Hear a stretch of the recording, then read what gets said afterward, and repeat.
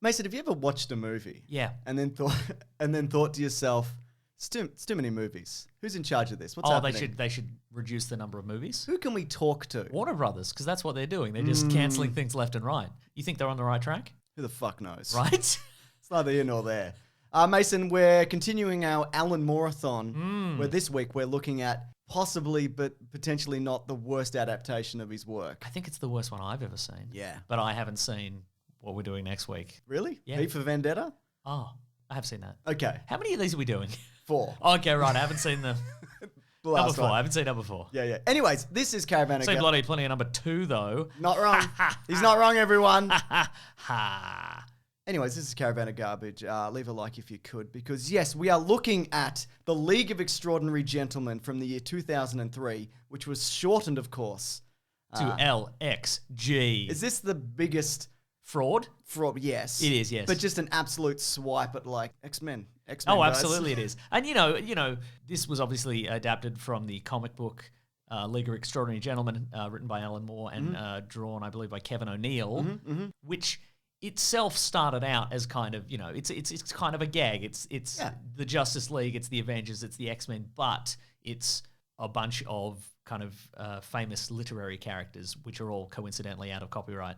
Well, some. And and it is, it is a superhero team of sorts, but I think the comic book has a lot of depth, and I think in making this, the creators were just like, or the producers were just like, we need an X-Men thing. Just give it, if we could put an X in the title as well, that would be great. Like there's no depth to this. There's no word that starts with X in the title either. For you, will find one, or I'll find a guy who can. Yeah, and that's the thing, right? What a twisted tale this weaves. And of course, we are going to come back to what Alan Moore thinks about this adaptation. Spoiler alert, he fucking hates it like he does everything. But there's also like... Justifiably. Yeah, completely. There's also lawsuits involved with this. And this is also a movie, and I know you feel the same about this. That we've seen too many times. We've seen it too many times, Mason. We've seen it more times than any human being should. One day we're gonna have to watch it again. I know, I can feel it in my bones, and something's gonna tick over in our brains. Yeah. We're gonna become weird gentlemen in top hats. That's going to become our personality, the worst crime of them all. Oh my God, the worst. And like you mentioned though, I love this idea. And every time I start to watch this, there's a part of me that's like, maybe I've missed something here. Maybe this is something. And it is something because the core idea is really solid. Now you've read a lot of this, right? I've read all of it, yeah. So this covers, I guess, some of the first volume, although... Not strictly, obviously. No, it's just the gathering of the team to do a mission kind of thing. Whereas... the LXG. The LXG, exactly. Whereas in the comic books, they are battling against racial stereotype Fu Manchu. Gotcha, good. But in this, they are battling against Australian racial stereotype. What's his name?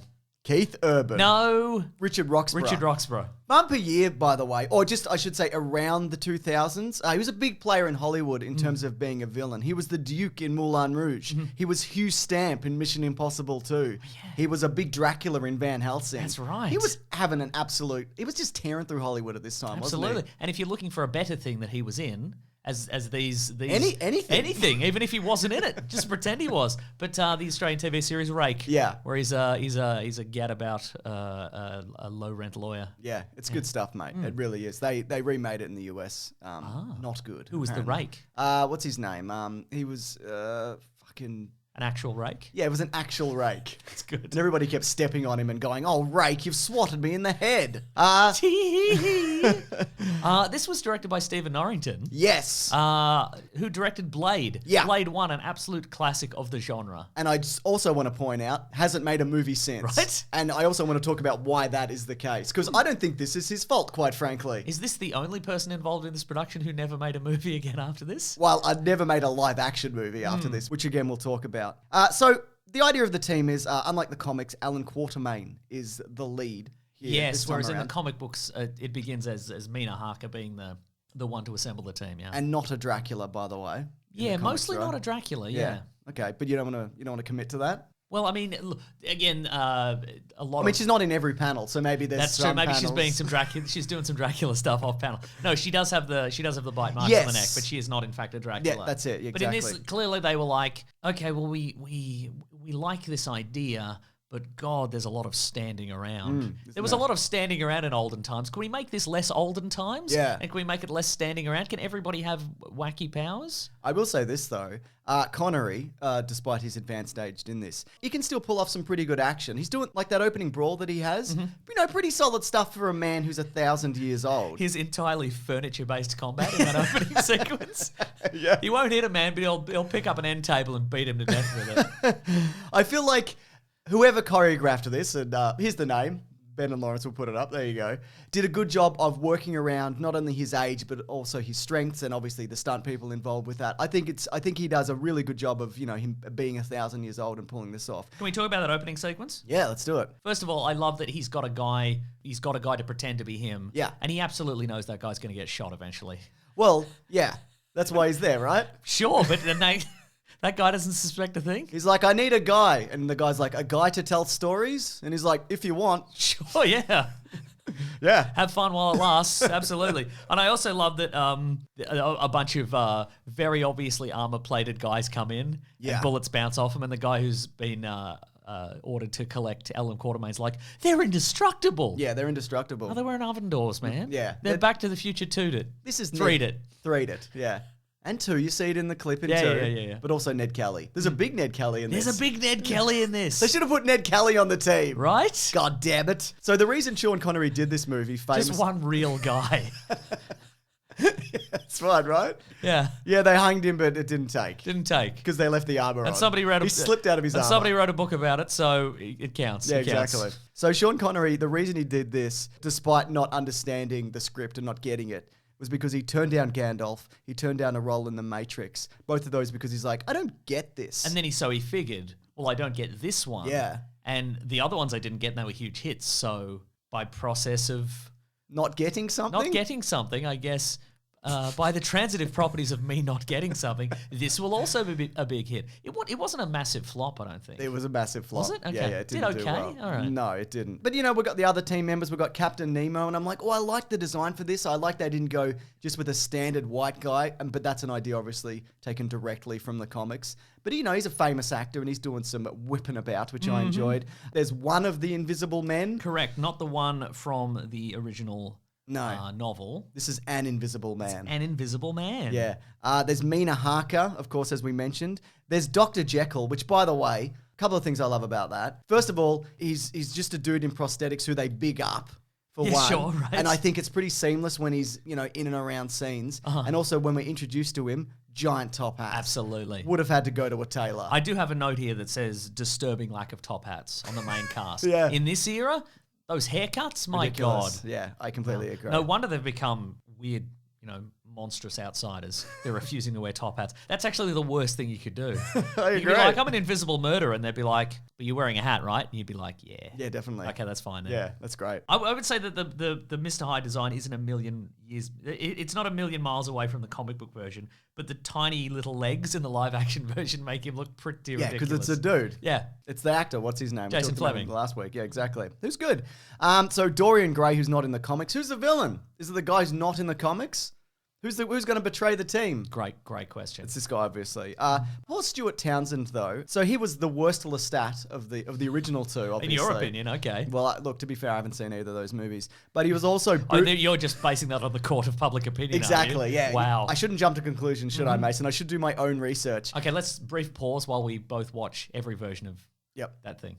I didn't like any of it. Okay, right. He was also booted from Lord of the Rings 2 days after filming. He was original Aragorn, and they went too young, get rid of him. Huh. Yeah, which is kind of insane. Because Aragorn's supposed to be like 100, right? Is that? He's like 80, I think, in the first movie. Right. He looks great. He probably moisturizes. I don't think you need to. Okay. But, also, like most people in this movie, massive idiot. So the way that dude goes down in the end is, if he looks at his painting, he'll disintegrate. It's part of his curse and whatever. And he just looks at it. You can't close your eyes? Right. What are you doing? What are you doing? Close your eyes and kick wildly. You probably kick the painting over. Yeah, that's right. Well, I mean, there is that aspect of, and I guess it was intended as kind of, a classic, tie someone to the railroad tracks villain where they're like, Oh, they should have put the painting on the front of a train and Right? tied it to the railway track. But just the idea of, well, I've gotten away with it, so I better explain my plan. The Bond villain thing. Yeah, oh, absolutely. Just don't, I reckon. Yeah. Oh, there is a big moment where they explain the plan, don't they? On a gramophone. Yeah. On a big black and white gramophone or something. Well, I wanted to get to that. Speaking of technology. Oh, yeah. First of all, I think we should break... Top hat technology way off for the era, obviously. Absolutely. Yeah. And I think we should break down the characters and whether or not it looks like they know what an iPhone is. Okay. Connery, no. No, absolutely not. Even him in real life, no. No. Tom Sawyer? Absolutely. He's Another got the haircut of yeah. a man who knows at least what a razor flip phone looks like. Absolutely. He should have been in some of the Fast and Furious movies, Absolutely, I feel. yeah. Mina Harker, yes. Yep. Dorian Gray, 100%. I can say that. Yeah. Invisible Man? Maybe not. No. Yeah. Everyone else no. But the technology of this movie, Yeah. again, clearly they went, okay, what a great idea. Let's set this in the Victorian era. Oh, that's going to present some problems, isn't it? How are they going to get around? How are we going to get around? How are we going to do a car chase? We can't put them on penny farthings, can we? Can we do a penny farthing race? Can they be on some sort of steam powered penny farthings? No. No. They're going to build a giant submarine underwater vessel, and they're also going to build an automobile. An automobile. See, I don't have a problem with moving technology up. This is obviously a fantastical era, but I do have a problem with somebody seeing a car for the first time and then going, I'm going to outrun an earthquake in this thing. Sure. That's the shit I have a problem with. Well, I guess I don't. Here's the thing. I don't have a problem with a guy very quickly figuring out how something like this would work. And because, he's a young guy. He'd be TikToking, you know what I mean? He would be. But I don't like the idea that Captain Nemo just independently developed what looks like a 1940s roadster in the 1800s, and it's got like a manual transmission with a clutch in it. Apparently, it's not a clutch. Apparently, it's two brakes. It's one for each side of the car. Oh, I see. Apparently. According to whom? According to IMDb, Oh, Mason. okay, IMDb trivia. Okay, great. And some behind-the-scenes stuff. There was also a rumor, I thought this was interesting, that Campion Bond was going to be in this. Right. And now Campion Bond, he's in some of the comics, isn't he? That's right. He's like the great-grandfather of James Bond. Yes, that's right. He was also rumored to be played by Roger Moore. But that's only great. been a rumor. Never confirmed. Maybe they were saving it for the sequels Have also. any of the Bonds been in movies together? That's a great question. Isn't it though? Let's say no. Yep. And then as soon as we finish recording, we'll think of a number of very obvious answers. I agree. Yeah. But we won't put it on the We screen. won't put it on the screen. Yeah. Do your own research. That's right. We encourage that. I also think the plot of M, who you're like, oh, M like Bond. No, M like Moriarty, Mason. You didn't get that. I picked up on that. I get things. God. His idea was... That being said, it is intended to be the precursor to like the 007M. Yes. And in the subsequent series, the comic book series, it is Mycroft Holmes. Oh, okay, that makes sense. Yeah, cool. So he decides to assemble a League of Extraordinary Gentlemen, if it were, and women. Well, interestingly, the original title, the comic book title, was going to be The League of Extraordinary Gentlefolk. Okay. Yeah. But that sounds like folk of the faraway tree, Doesn't it? Seems a bit airy, fairy, doesn't it? Yeah, you don't want none of that. Yuck. Yeah. So his plan is to recruit this team because he wants to steal all their powers, so he could then sell them in like an arms race because they're barreling towards a world war, which is seemingly inevitable because it actually We're barreling happens. towards World War One, he said. What did he know? The dog that's barking. Yes. Everything. Whoa. Ollie, relax. Is that your wife falling down the stairs? No, that's the possum on the roof. Oh. But maybe. Yeah. Maybe she's on the roof. Maybe she's on the roof. Cleaning the gutters. That's right. Yeah. But if this is a man who wants to steal powers, don't assemble the team that will destroy you. What were you Right. thinking? Yeah. What if one teaches another one how to shoot you in the back? Sure. What if that happens? What if that happens? Yeah. Or just bring him in and be like, oh, hey, just FYI, just before you join this team, big paycheck involved, just we'll do a little physical. Yeah. And then once you've done that, you'll be like, see you later, idiots. And why get Connery? Yeah. What's his magical power? Oh, African back from the You dead can't die in powers. Africa. Yeah, exactly. You can't die in Africa? Apparently. Yeah, I guess you're right. Wow. It just kind of gets worse as it goes. Sure. You know, it just kind of unravels in ways that are nonsensical. I don't think it's like it's not a poorly made movie in terms of like visually. There's some interesting stuff going on. I like some of the designs. You Yeah, know. I think the costumes were of somewhat varying quality. Sure. Although I can't think of a really good one now. That Top I hat, thought. the big top hat. The big top hat. The big entirely CGI top hat? Potentially. Yeah. Who's to say? Yeah. And I've actually... They all feel a little bit like Spirit Halloween costumes. Okay, you know? yeah. Fair enough, yeah. What do you think about the Mr. Hyde transformation, which is just a series of flashes and different kind of... Kind of fun. I enjoyed the retro vibe to that. It is a bit like that, isn't it? yeah. I still think there's a couple of good moments, though, that work in this. Go on. Right? I've got two things here. One is... the Invisible Man effect, you know, where you see him like putting the face paint on. I really like that. And there's a moment when they're first getting shot at, and Tom Sawyer's there, and he's like, "Wink, I'm here too." Oh yeah. And then the Invisible Man, you see him kind of book it to get away, and he whips off his coat and he like splashes the drink in his face to wash it off. Love that. That's a bit of fun. Really isn't good it? stuff. Yeah. And the other one is you see Connery line up the villain M. And you watch him like track him through a bookshelf and shoot him as he's past it and pings him in the head. Nice. I just love that idea that he's just like he's that good a shot, you know? Yeah. Really good. I mean, the one thing, you know, I actually, I was going to say I really did enjoy the Invisible Man effect. But I mean, you know, in universe, if you wanted to track him, you just listen for the sound of his dick flapping against his thighs. Obviously, maybe he's not that, you know, well. He's proportioned. He's got the confidence of a man who is, though. So. Yeah, but he would because nobody could see. Oh, that's a really good point. It's just every time you see him open up the trench coat and he's invisible, I'm like, all right. Stop it, mate. Come on. I know it's probably not technically a crime in that era, but it should be. There's a reason it's a crime now, all right? You're right. Well, this movie should have been ahead of its time in that sense, shouldn't it? He should have been arrested at the end for public nudity. Absolutely. Is there anything you want to add before I do some green trivia? I love their trip to dreary Venice. That was nice. Love to see it. Just grey. Just grey and miserable Venice. Yeah. Mike, I have a question here. We've got to outrun the explosion to get ahead of the explosion to set off the next explosion to stop the explosion. But if you set off the next explosion, won't that just trigger just the next rest explosions? No, you do it in a different direction. Oh, yeah. The other direction. I didn't think about I had a question about how the Nautilus tracks its little shuttle thing. Is this on that big globe, that spinning globe? And I thought maybe it's an enormous length of fishing wire, perhaps. Just might trailing be the entire ocean. Okay, yeah, potentially. There seem to be multiple attempts in this movie to set up various love triangles. There's one between Dorian Gray and Mina Harker and Tom Sawyer. Yep. And also Mr. Hyde. Also Mr. Hyde. Yeah. There was also an attempt. Remember when he's obviously standing there? Yeah. And not like hiding, Mr. Hyde hiding, but just like, hello. Yeah. Oh, the part where Dorian Gray just explains what his greatest weakness is. Yeah. Hey, does anyone want to hear my weakness? Yeah. If I look at that pony, I'll die. They also attempt to set up Tom Sawyer as the son Quartermaine lost. Like, he's trying to make up for lost. There's no time for that. That's good. There was no time. There was too many buildings exploding. I agree. Also, Tom Sawyer, like a blatant attempt to, Americanize this whole situation. He's not in the comic. He's not in the comic. No, that's true. No, I've just written big time Ned Kelly vibes. Absolutely. That's, important. Is that the name of your Australian hip hop album? That's exactly. You're right. Yes. It's called Skip Hop, everyone. Oh no! Don't tell the world about it. Also, here's a little Easter egg for regular listeners of our podcast, The Weekly Planet. Is this Blue Harvest? No, this is Sean Connery saying the game is on. Oh my god! Maybe that's where we got it. Maybe. Yeah. Movie incepted us.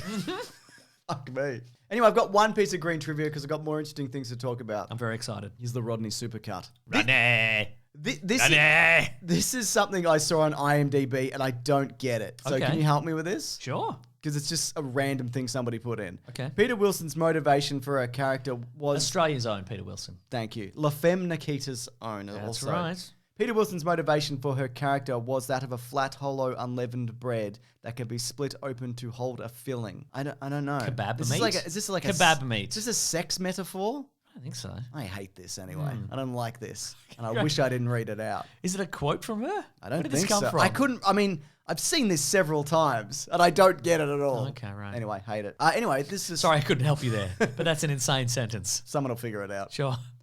Anyways, everyone quit forever, as mentioned. So Stephen Norrington, as mentioned, hasn't directed a movie since, and Sean Connery retired. This is of Connery... there's some back and forth here, so settle in, Mason. And this is before we get to the lawsuit, which is a whole separate other thing. Connery said, "It was a nightmare. The experience had a great influence on me. It made me think about showbiz. I got fed up dealing with idiots." Now, Norrington also said that he didn't like the studio supervising and the large crew, and Connery and Norrington disagreed over almost everything, with Norrington constantly changing setups apparently during the shoot, much to Connery's annoyance. Now, according to anonymous sources... Connery seems like a one-take guy. Well, yeah. I've got something about that. According to anonymous sources on set, there were frequent shouting matches, and in one infamous incident, Norrington challenged Connery to hit him in the face, to which Connery responded by walking off the set. Norrington did not attend the opening party, and when Connery was asked where Stephen could be, he is said to have replied, Chuck me arse. Is that what he said? He said, chuck him in the local asylum. Whoa. Anyway, Jason... He see, the thing there is he missed a chance to say arse in his, he could have said in his funny little accent. Chuck him in my ass. Chuck him in my ass, for example, yes. So Jason Fleming was asked in an interview if he was asked if the stories were true, and he said... No, League of Extraordinary Gentlemen's fictional. It's based on the comic book by Alan Moore and Kevin O'Neill, is what he said. Yeah. Yeah. But then they said... It's absurd. Are you kidding me? An automobile in that era? No. And then upon clarification, they were talking about the rivalry between right. Norrington and Connery. And he said, yes, this is his story, firsthand. Second-hand, because it's then through me. My favourite bust-up was in Venice. The League had to walk from... Oh my God, they actually went to Venice? I guess so. Does he mean the green screen representing Venice? Maybe. The League had to walk from Captain Nemo's boat down the street, Magnificent Seven style. At the end of the take, Sean Connery shouted to Norrington, "What? You want..." I'm not doing the accent. Okay. "What? You want us to do that again?" And Norrington replied, "For $18 million, I don't think it's too much to ask that you walk down a road." He got $18 million. Yeah. To which Connery's reply was, "Unprintable." Uh-oh. Something about up his ass or whatever. Probably that thing that I said, yes. Anyway, as of 2018, Stephen Dorff, he's obviously one of the leads. His collaborator in Blade. That's right. Yeah. Said Norrington was making a film with miniatures at his own house, and Dorff thought it would take him another decade to complete. So Norrington, who is, I don't think, a bad director. I agree. What are you up to, Norrington? Right? Show us what you're What doing. are you doing? Yeah. Stan Winston released that movie recently. Exactly. Mad God, that weird wet puppet extravaganza. Is that Stan Winston? Because he Maybe it's- died. Oh, now I'm thinking Phil of Tippett. Phil Tippett. Should I do that whole thing again? Sure. Okay. But we'll leave this in for the bonus. I love thing. it. That's Yeah, great. Go. Yeah, well, I mean, Phil Tippett, big-time special effects guy, made his own a movie in his basement, I guess, Mad God, which is that... for decades, right?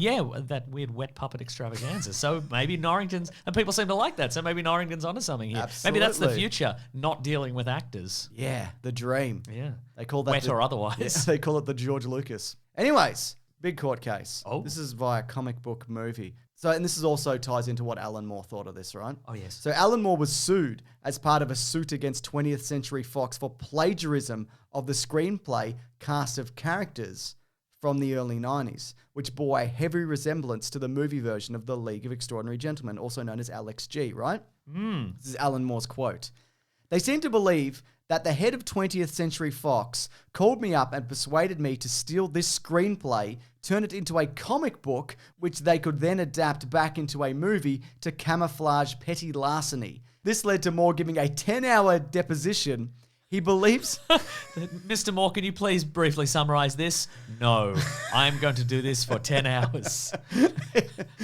He believes he'd have suffered less if he'd sodomized and murdered a busload of children after giving them heroin. My goodness. Yeah. And what's interesting about that is, I believe part of the lawsuit included the idea that Dorian Gray was in the movie and the pre-existing script, but he's not. Like we said, he's not in the original comic books. Exactly. So Alan Moore, As if Alan Moore would be, some Hollywood guys would come up to him and be like, "Can you make something as a smoke screen? Yeah. For this weird fraud we're gonna do."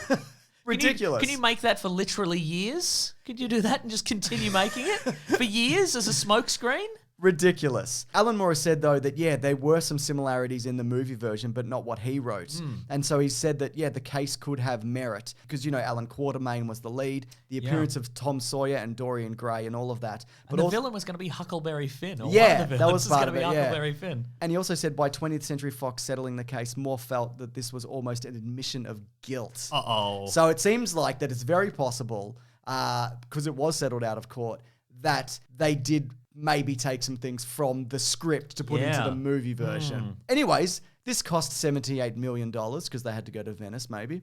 and it made... They had to trick the cast into thinking they were in Venice. They had to build a fake plane and put them all in it, and they had to keep changing the backgrounds.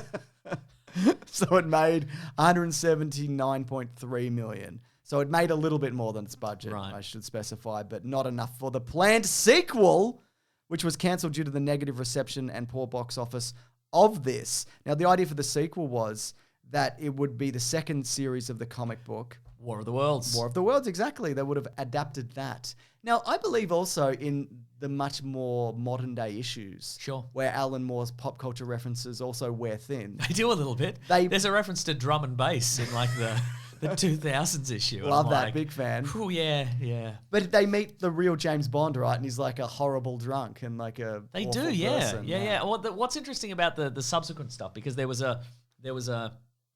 further volumes of this original storyline, and then there was a series called The Black Dossier, and then there was a series called Century, which sort of charted the adventures of the remaining teams over the course of the century, ending up in the 2000s. And what's interesting about that is that I'm sure it would have been harder to write and manage, because at that point a lot of the characters were not public domain anymore. Yeah. Like there's a Mary Poppins analog in there. There's a Harry Potter kind of character. So it's it's well worth a read though. I think it gets pretty deep. Sure. I'll tell you that. Unlike some of this early stuff, I think if you don't have perhaps an encyclopedic knowledge of very specific pop culture. Yes, I think you might be a little bit lost. But it's fun. It's fun to look it up, I think. And you can always look it up. That's right. Which is a thing we both agree on. Absolutely. So you like reboots, don't you? No. Do you like how... No. A series or a movie? Because they've talked about doing one or the other. I don't like any of these It looks like the movie at this point is the one that's moving forward. Uh-huh. But this is what Alan Moore said about the series reboot from a few years back. Because, I love all these quotes. They're always great. He's the, of his time. What's the guy? He's always doing quotes. He's dead, the guy.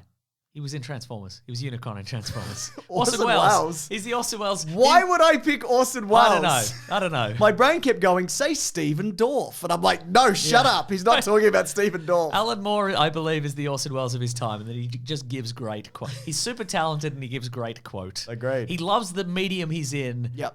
Or he loved it, and then just forces crushed him with nonsense. And he's just like, well, I hate this, but you're getting good quote. So he said, the announcement that there is a League of Extraordinary Gentlemen television series hasn't caused me to drastically alter my opinions. Now it seems they are recycling things that have already proven not to work. Yeah. Oh boy.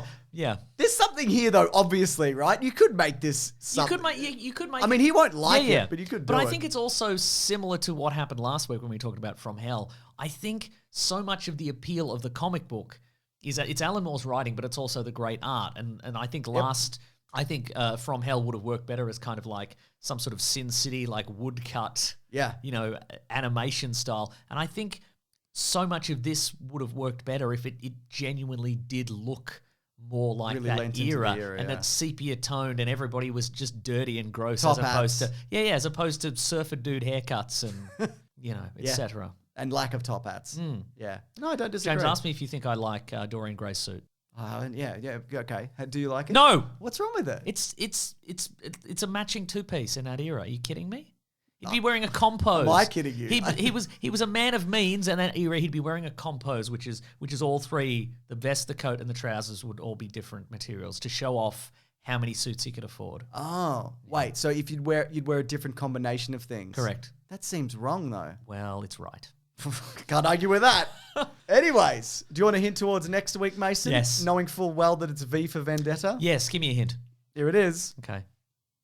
What is it? Yeah, what is it? Well, look, if you do want to see that early, whatever it is, you could actually head over to bigsandwich.co where they always go up early. But that's not the only thing you'll be finding there. It's like our private Patreon, where you can also find exclusive movie commentaries and podcasts and a bunch of other bits and pieces that we do there. I love little bits and pieces. Huge back catalogue of stuff that we don't release in at the main feed. For example, Mason, of our podcast, The Weekly Planet, where we talk movies and comics and TV shows that comes out every flippin' Monday. If you don't mind me using the appropriate language of the era this movie Absolutely. That's the whole thing. Yep. You know what? I liked how the 20th Century Fox logo turned into a little bit of the background. We don't see that enough these days, I think. You're right. Who do you credit for that? You know, I'll take it. Okay. Yeah. Thank you. I appreciate that. Yeah, thank you. And credit to Ben and Lawrence for the edit. That's right. Thanks, everybody. Grab that gem, you guys. We'll see you next week. Never again, Mason. We'll never again will we discuss this movie. God, I hope not. God, what if this didn't record? I would kill myself. And you too. Oh, no.